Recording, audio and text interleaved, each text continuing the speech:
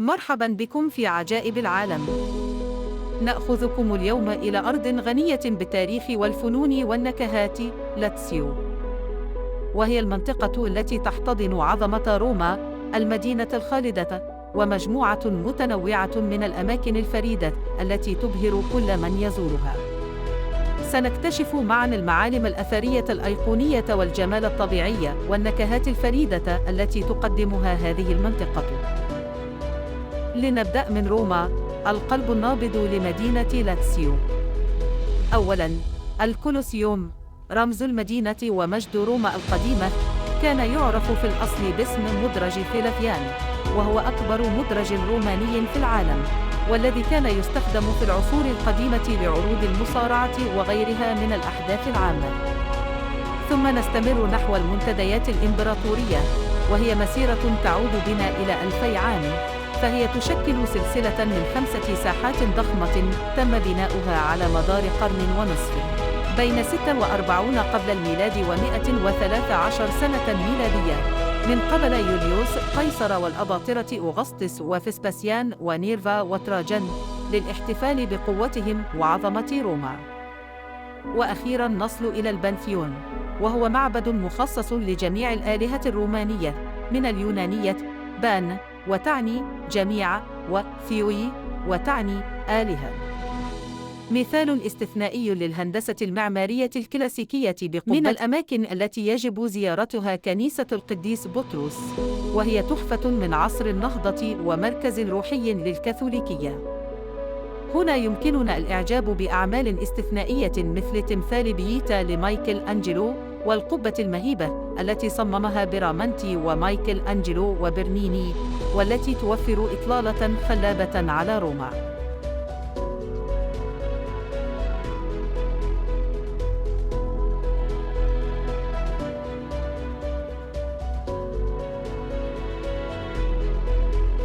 توجد تحت الكنيسة كهوف الفاتيكان، حيث يستريح العديد من البابوات، بما في ذلك القديس بطرس.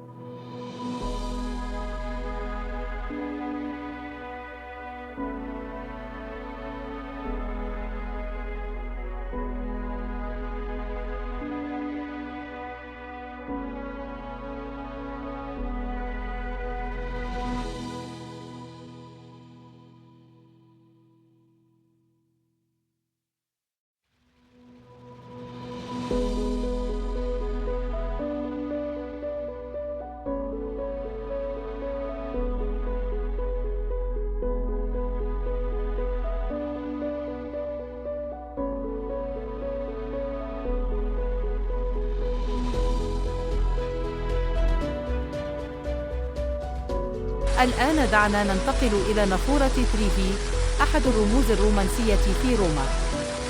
صممها نيكولا سالفي وأكملها جوزيدي بأنيني. تمثل هذه النافورة الباروكية الإله أوقيانوس على عربة تجرها أحصنة البحر. لا تنسى رمي قطعة نقود معدنية لضمان عودتك إلى المدينة الخالدة.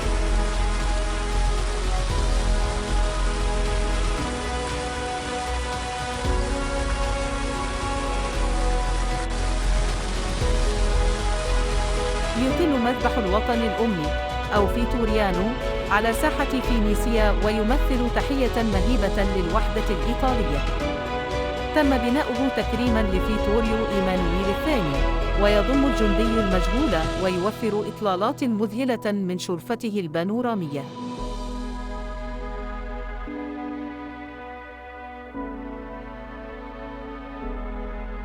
من بين أهم الكنائس نجد كنيسة سان جيوفاني في لاتيرانو، كاتدرائية روما وأقدم كنيسة في الغرب. إنها مكان رمزي ومقر البابا باعتباره أسقف روما، وهي موطن لسكالا سانتا، التي وفقاً للتقاليد صعدها يسوع أثناء المحاكمة أمام بيلاطس. يصعد المؤمنون إليها على ركبهم فقط. تم بناء هذه الكنيسة من قبل قسطنطين في القرن الرابع، وخضعت لعدة عمليات إعادة بناء على مر القرون بسبب الحرائق والزلازل، لكنها لا تزال تحتفظ بعظمة غير عادية حتى اليوم. تم تزيين واجهتها الباروكية من عمل أليساندرو جاليلي بتماثيل مهيبة للمسيح والقديسين. تم تزيين الجزء الداخلي المقسم إلى 5 أروقة بالفسيفساء الثمينة والأعمدة واللوحات الجدارية، ومن بين أهم كنوزها المظلة القوطية التي تطل على المذبح العالي، والتي تحتوي وفقاً للتقاليد على رفات رأسي القديسين بطرس وبولس.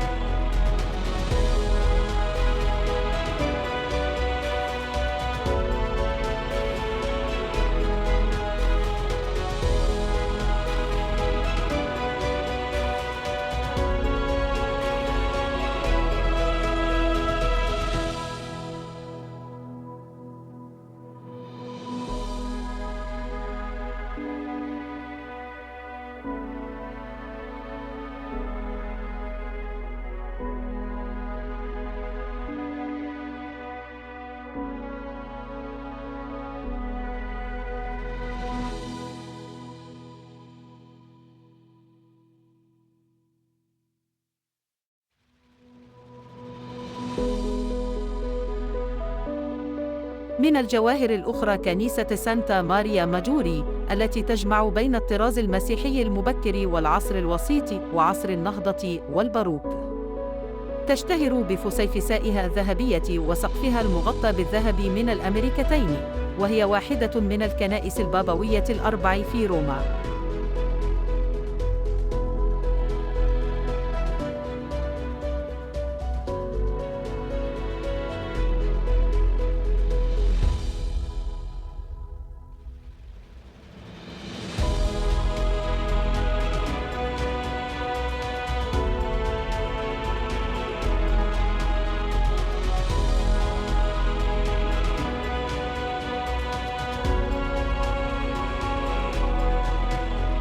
خارج العاصمة تقدم لاتسيو أدلة تاريخية فريدة من نوعها، مثل الجدران العملاقة لمقاطعة فيتربو. هذه التحصينات القديمة التي تتألف من كتل ضخمة من الحجر الجيري متصلة ببعضها البعض دون ملاطل، تعود إلى ما قبل العصر الروماني وغالباً ما تنسب إلى الحضارة الأترورية. تمثل الجدران التي يمكن رؤيتها في عدة مواقع مثل نورشيا وتشيفيتا دي بانيوريجيو نظاماً دفاعياً ورمزياً، مما يدل على إتقان الهندسة لدى سكان لاتسيو القدامى.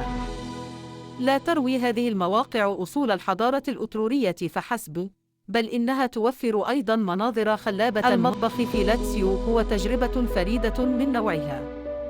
من بين الأطباق الأولى تبرز معكرونة ألا كاربونارا الشهيرة مع الغوانشالي وجبن الباكورينو والبيض وكاسيو إي بي بي، وهي بساطة تحتوي على كل البراعة الرومانية. دعونا لا ننسى أماتريسيانا التي ولدت في قرية أماتريتشي مع الطماطم وجبن البيكورينو والغوانشالي. بالنسبة للطبق الثاني فإن طبق بوركيتا دي أريتشا المتبل والمطهو ببطء يعد رمزاً للتقاليد، كما يعد الخرشوف المحضر على الطريقة الرومانية أو الطريقة الجيدة من التخصصات التي لا يجب تفويتها. من بين الحلويات يعتبر الماريتوزو بالكريمة من الأطباق الرومانية الكلاسيكية، في حين تستحضر البنجيالو والفرابي وبسكوالي الصنوبر التقاليد القديمة. والفرابي المقرمشة والمتفتتة هي واحدة من الحلويات الأكثر شعبية خلال الكرنفال. في فيتربو والمناطق المحيطة بها لا تفوتك تجربة الكاستانيول، الحلوى المقلية النموذجية لتلك الفترة. وللتوافق مع كل هذا فإن نبيذ كاستيلي روموني مثل فريسكاوتي سبيريور وكونيليناو دي فريسكاوتي يكمل التجربة التذوقية. على بعد بضعة كيلومترات من روما تقع تيفولي التي تشتهر بفيلاتها الرائعة. فيلا أدريانا تحفة من العمارة الرومانية، كانت المقر الإمبراطوري للإمبراطور هادريان، في حين تسحرنا فيلا ديستي بحدائقها ونوافيرها، وهي مثال مذهل على عصر النهضة الإيطالي.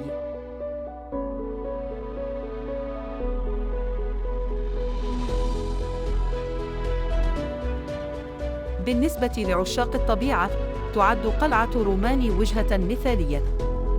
توفر هذه المنطقة الجبلية التي تنتشر فيها قرى مثل فراسكتي وقلعة جاندولفو إطلالات خلابة على البحيرات البركانية في البنو ونيمي.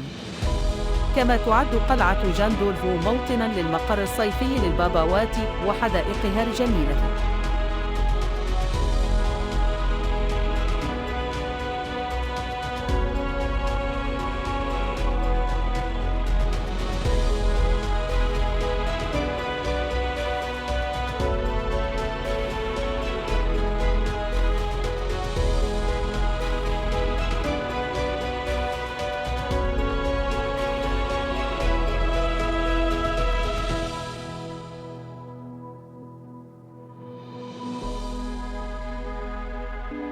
يوفر ساحل لاتسيو منتجعات ساحلية ساحرة، ومن بين هذه المنتجعات تبرز بيرلونغا بقريتها البيضاء التي تطل على البحر وشواطئها البلورية.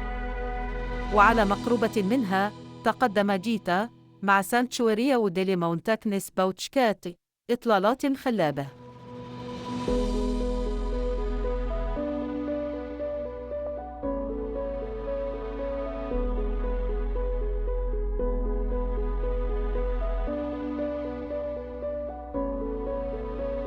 إلى الشمال من المنطقة نجد توشيا، وهي أرض غنية بالتاريخ الأتروسكاني.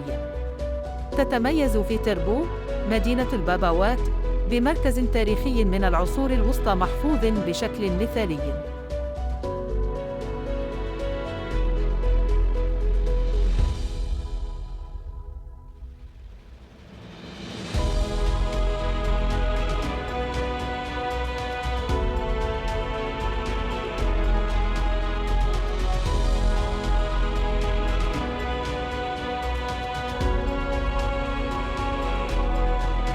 والمنتجعات الطبيعية الشهيرة، حكايات وغرائب. هل تعلم أن فم الحقيقة المشهور بأسطورته يقع في روما؟ إنه قناع قديم منرخ بافونازيتو، مثبت في وضع عمودي في جدار غرفة الانتظار بكنيسة سانتا ماريا في كوزميدين. تم تفسير القناع بمرور الوقت على أنه تمثيل لموضوعات مختلفة: جوبيتر أمون، إله البحر أوقيانوس أو بونتوس، أو أوراكل أو فون. في فترة روما القديمة، كان فم الحقيقة عبارة عن فتحة صرف صحية. كانت فتوحات الصرف الصحي في روما القديمة وظيفية لتدفق مياه الأمطار، وكانت توضع أفقياً لتزيين أدنى نقاط الساحات أو الشوارع. غالباً ما كانت تحمل تمثال إله النهر أو البحر الذي يبتلع مياه الأمطار، لأنه كان يعتقد أن الإله أوقيانوس هو والد المياه، وكل المياه تعود إليه. وفقاً للمصادر التاريخية، يعتقد أن الفم ينسب إليه القدرة على نطق أوراكل. هل تعلم أن بحيرة بولسينا أكبر بحيرة بركانية في أوروبا، تخفي أساطير مرتبطة بفرسان الهيكل؟ على أي حال، فهي من عجائب الطبيعة الفريدة التي لا ينبغي تفويتها. انظر إلى هذه الصور، أليست رائعة؟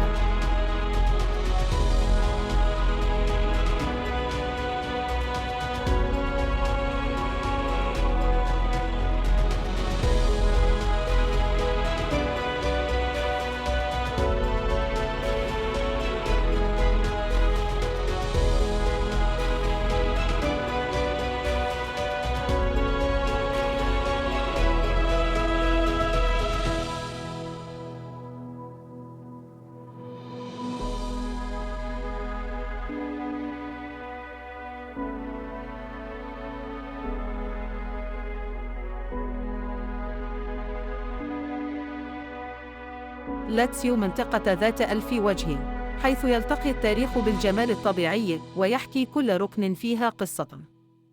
ونكهاتها ستترك لك ذكريات لا تنسى. ما هو مكانك أو طبقك المفضل في لاتسيو؟ أخبرنا في التعليقات.